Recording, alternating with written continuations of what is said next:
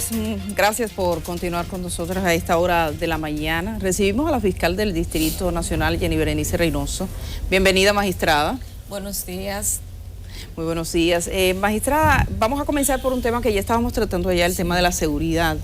Una gran preocupación en este país es la seguridad pública, y usted, que tiene ya varios años de fiscal, ha visto y ha participado en distintos momentos de crisis, como temas puntuales donde se anuncia que van a integrar patrullaje mixtos, medidas extraordinarias, pero ¿cómo buscar una solución que sea más a largo plazo? Y sobre todo después que el jefe de la policía, en la participación que tuvo el fin de semana, virtualmente le echó la responsabilidad al sistema de justicia. Miren, el tema de seguridad ciudadana, lo que genera un problema de inseguridad son cuestiones diversas. Asimismo, la solución de un problema de seguridad como el que tenemos en este momento, y que desde el 2009 me ha tocado en distintos momentos de que hace pico el problema de inseguridad, participar en mesas, en reuniones, en medidas, y siempre he tenido el criterio, y sigo teniéndolo, de que nosotros, ¿qué ha pasado históricamente en la República Dominicana con el tema de seguridad? Que nosotros hemos ido poniendo parche. Cada vez que viene una crisis de seguridad, se anuncian y se toman medidas que no resuelven el problema. Entonces, eso ha ido incentivando hasta cierto punto un crecimiento de la criminalidad, porque en la realidad no se han tomado las medidas que se tienen que tomar. Es decir, nosotros hablamos de que, bueno, el patrullaje va a resolver el problema de seguridad que tenemos. No lo va a resolver, no lo ha resuelto en otros momentos. Hay una frase que yo repito y me gusta mucho, y es que haciendo lo mismo no se consiguen resultados distintos. Y es evidente que eso no ha dado resultado, y lo hemos visto cuántas veces hemos visto esa sobre situación. todo porque el patrullaje no es tal, sino que es el anuncio del patrullaje. Evidentemente que en la autoridad policial no hay una capacidad en términos de fuerza para garantizar un patrullaje. Pero otro tema que yo creo que es un enfoque totalmente errado, y es entender que la seguridad ciudadana es policía. La seguridad ciudadana es mucho más que un tema de policía. Entonces, nosotros de hecho tradicionalmente hemos creído, los dominicanos, que la seguridad obedece o responde necesariamente a policía, y más con la realidad que nosotros tenemos y la necesidad urgente que nosotros nunca hemos entendido por qué el Congreso se ha dilatado tanto en el tema de la reforma de la policía. Yo estoy totalmente convencida de que sin una reforma de la policía nosotros no vamos a poder tener una policía más eficiente, independientemente del jefe de policía de turno. Es que son cuestiones de estructura que no la va a cambiar un jefe de policía, que se necesita que el poder político del país tome medidas a los fines de que esta reforma se pueda llevar a cabo. Y yo le pongo, por ejemplo, vamos a hablar de los casos que más quizás preocupan a la República Dominicana, y que tienes razón, porque ha habido un incremento significativo de los casos de robo o atracos, como popularmente se le denomina. ¿Qué pasa con un caso de robo? Yo le voy a poner un ejemplo. Vamos a suponer que a Juan Pérez le roban su teléfono. Juan Pérez va y denuncia, y es de los casos que se recupera el teléfono. A Juan Pérez se le devuelve su teléfono porque es su medio de comunicación, porque es una persona que no puede sustituir ese teléfono, y resulta que Juan solo puede ir a una audiencia. A la demás audiencia ya Juan no asiste. No porque él sea irresponsable o no, es que él tiene un trabajo y él no puede ir a 20 audiencias. Sí, a perder el tiempo. A perder el tiempo. Entonces ahí hay un problema también de gestión de la justicia. Es decir, de en qué tiempo la justicia me responde a mí como víctima. Si yo tengo el tiempo, si yo puedo disponer de ir 20 veces a una audiencia, pero cuando la víctima se desinteresa, se entiende que ya no hay caso. Y una de las cosas que nosotros decimos, que ojo, yo no soy de los que piensan que el código es responsable de la criminalidad, pero una de las cosas que el código dominicano es poco amable con la víctima.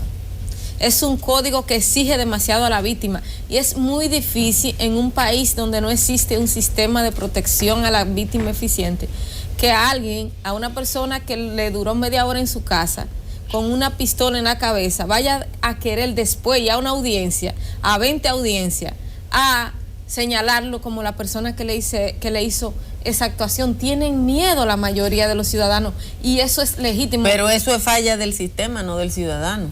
No, pero por eso es que digo que el sistema, una de las cosas que tenemos que hacer es el tema de la reforma procesal penal, que se hizo una reforma y me permito recordar qué pasó con la reforma.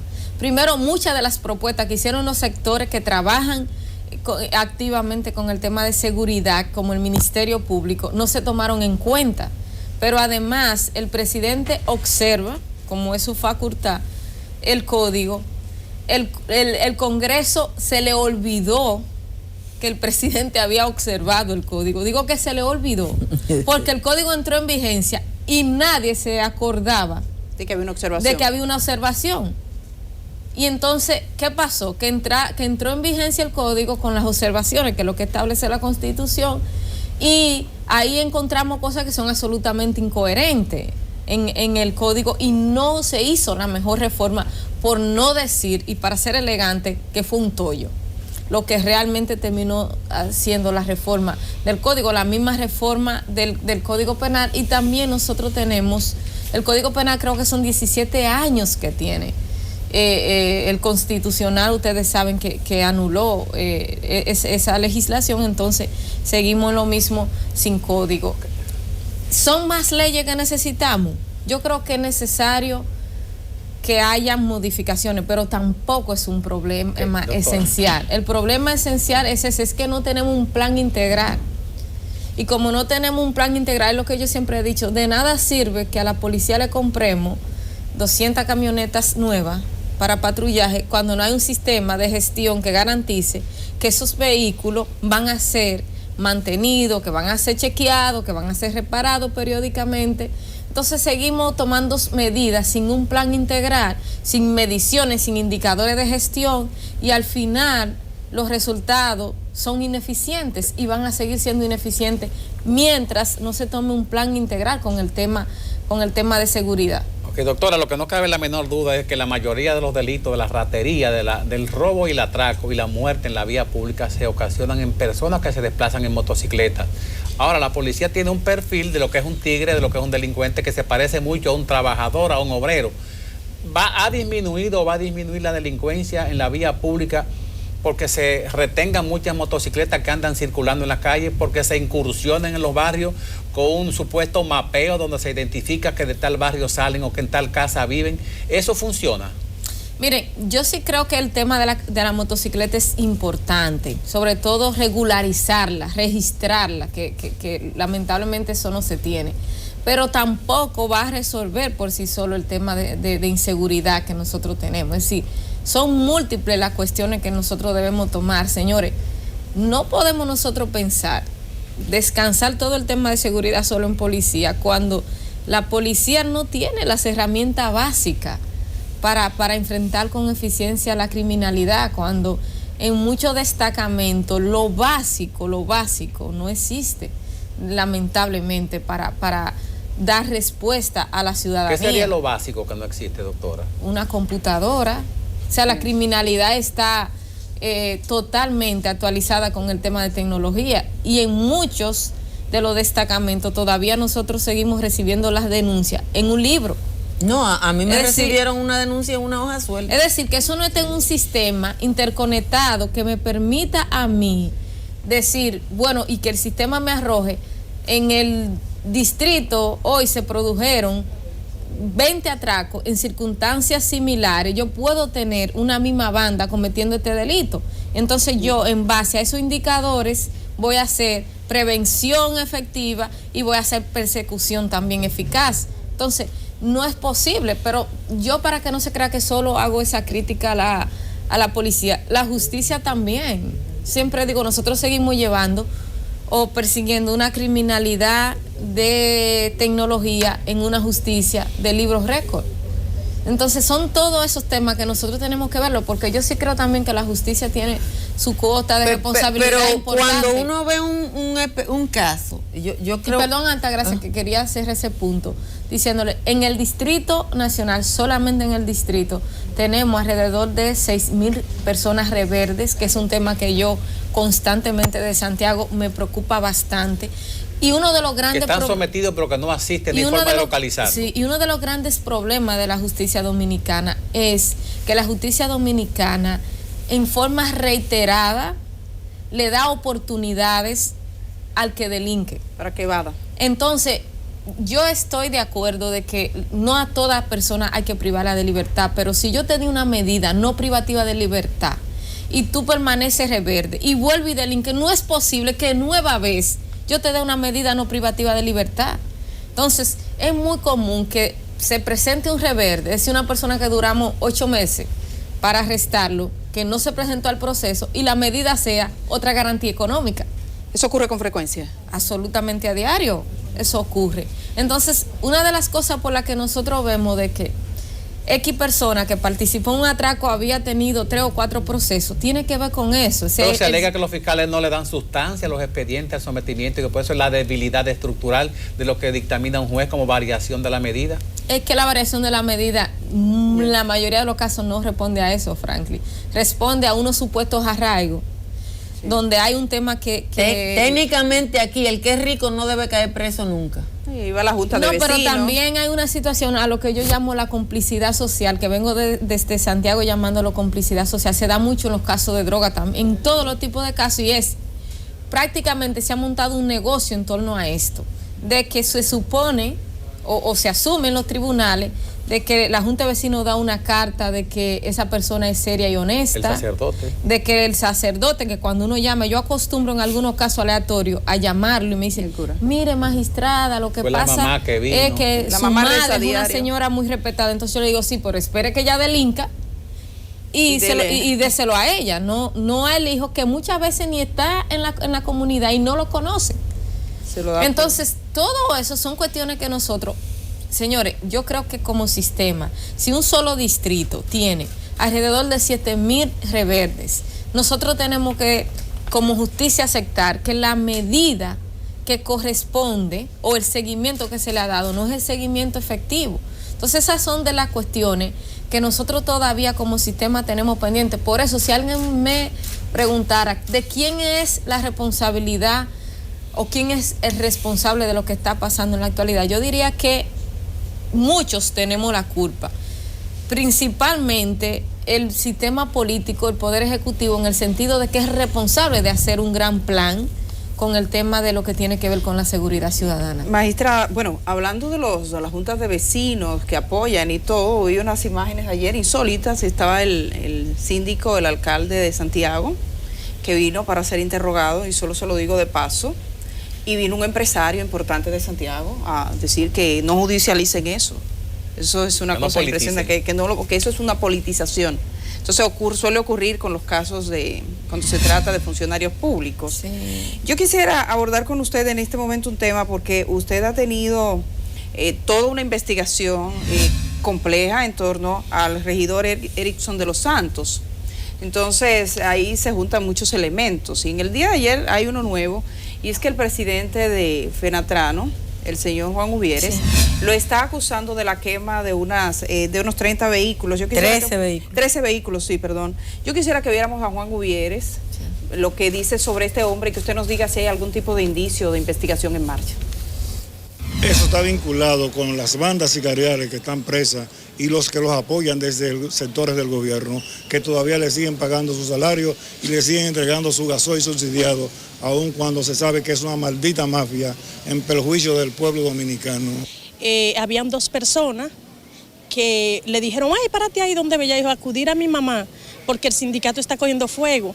Cuando ella camina, que va corriendo, ellos le cayeron atrás, ¡hey, párate ahí, ven acá! Y cuando ella hace así, que saca un gas lacrimógena, claro está, porque ella iba en auxilio mío, no iba a ir sin nada porque iba a atravesar un lugar muy oscuro.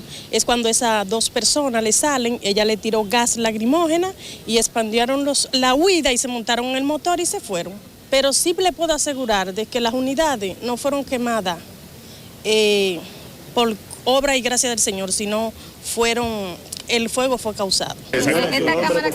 Esta investigación, no sé si tiene algún dato, si hay algún tipo de querellamiento, si pertenece a su jurisdicción. Le pertenece a Santo Domingo. Bueno, es un caso de la provincia de Santo Domingo. Sí, hoy, por ejemplo, en la Corte de Apelación se va a conocer un recurso de Arsenio Quevedo, que es uno de los coacusados de este proceso. Yo no pudiera opinarle sobre el caso porque no es de mi jurisdicción. Entonces sí, con relación al caso del distrito, es un proceso que ha tenido de todo, absolutamente de todo. Recuerden que este caso fue el que explotó el tema de la corrupción en los jueces, con el tema de la jueza. Entonces ha tenido, y cuando yo le digo de todo, es absolutamente de todo: amenaza, intimidación. ¿Pero le han amenazado a usted? De todo ha tenido. Magistrada, ¿le han amenazado a usted? Le digo que ha tenido de todo y yo prefiero no abundar en ese tema, así de que yo no dudo nada sobre ese proceso. No tengo información y como Ministerio Público no puedo imputarle a nadie sin prueba un hecho, pero sí es importante que se investigue. Pero usted, recuerdo que ahí sentada dijo que el proceso de judicialización del caso de Arsenio Quevedo había sido producto de una investigación que duró más de un año. Es así. Y que usted no había dado paso a la investigación hasta de tener una cantidad de pruebas para poder iniciar ese proceso contra él y contra el regidor de Pedro Brand. ¿Cómo es posible que con un cúmulo de pruebas como el que usted presentó inicialmente, dos personas que eran dos funcionarios públicos, porque uno era regidor y otro es subdirector de la ONSA, se le siga poniendo trabas a ese proceso? Yo no entiendo de dónde vienen. Bueno, lo que pasa es que ese ha sido un proceso que ha tenido muchas incidencias y por eso le digo que ha habido prácticamente de todo. Hay cuestiones, por ejemplo, que yo como Ministerio Público necesariamente tengo que criticar, y es el hecho de que cómo es posible, por ejemplo, con el mismo tema del subsidio. Es un tema de que a veces nosotros y yo sé que también una realidad que tiene la policía y que tiene el Ministerio Público, que a veces ya al final de mes no alcanza para lo básico el combustible, y uno cuando veía que hay de estas federaciones que tienen 1.200.000 galones de combustible exonerado con un tanque en el patio del sindicato, con un tanque. A mí absolutamente me indigna, y también ver, por ejemplo, como en el caso del regidor tenían incluso una planta para vender combustible, una estación para vender combustible. Entonces uno dice, no es posible que, y lo vinculo con el tema de seguridad, que quienes trabajan el tema de seguridad no tengan lo básico para terminar el mes en materia de combustible, y estas federaciones como negocio, porque yo entrevisté a decenas de transportistas y a mí me decían, magistrado, ¿y eso en realidad existe? Yo creo que eso tiene que ser como un mito. No creían que existía. Porque eso existe. Eso no lo dicen, pero eso existe porque yo nunca lo he visto en mi vida. Entonces, ¿a quién llega? ¿Qué se hace con ese combustible que sale de los impuestos de los ciudadanos? ¿Había algún tipo de complicidad política en este caso?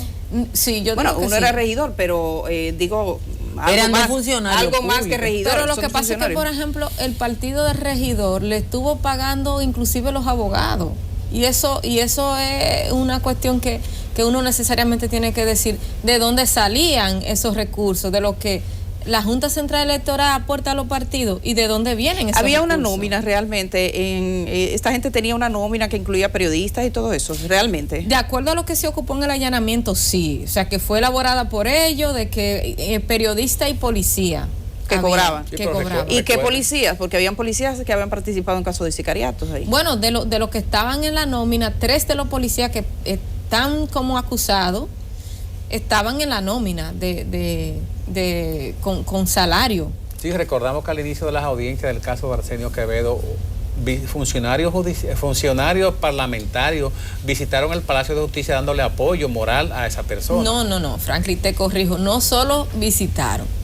se ofrecieron como garantes. En el caso del senador de la provincia de Las Piñas. Yo recuerdo que en una audiencia en la Corte de Apelación estaba prácticamente todas las autoridades de esa provincia, porque estaban un diputado, estaba alcalde, estaba el senador. Él en una ocasión optó por esa posición electiva. Bueno, entonces, garantizando, incluso diciendo que era, y yo decía, no tienen ni siquiera el respeto de ir a la fiscalía o acercarse y decirle, déjeme ver el expediente. Si después usted entiende que eso es insuficiente, como se hace con un hijo incluso, si mi hijo no lo hizo, fórmese su criterio. Usted dirá, bueno, es que esa acusación de la fiscalía, eso no tiene fundamento, es una acusación grave pero no tiene fundamento, pero ni siquiera eso tiene. Entonces van a garantizar. Yo digo, señores, a mí me decía una delegación internacional que estaba haciendo un levantamiento y tuvo la oportunidad de participar en esa audiencia. Entonces ellos me decían, ¿cómo es posible que un senador de la República, o sea, ellos encontraban eso, un honorable, se supone absolutamente como algo inverosímil? Me decían, pero eso ocurre, eso es real, es un senador real. Tenemos que ir a la pausa, pero la pregunta se la voy a dejar desde ahora. ¿Cuánto afecta esa presión política el desarrollo de una justicia sana en la República Dominicana? Regresamos en breve.